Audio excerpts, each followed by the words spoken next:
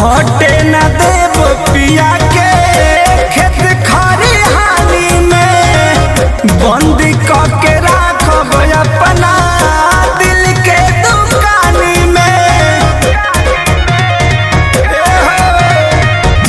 घटे न देव पिया के खेत खरिहानी में बंद करके राखब अपना दिल के दुकानी में। जग जाते हम करब वेरीफाई रे भौजी, हम कमाइब अपना रजब के खियाइब रे भौजी। अनपढ़ होई है पियऊ तो पढ़ाइब रे भौजी।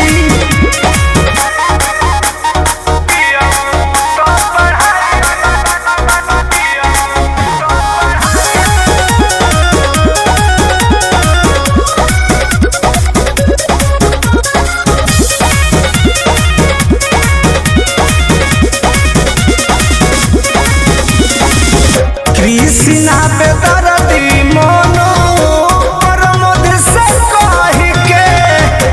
कही दे हम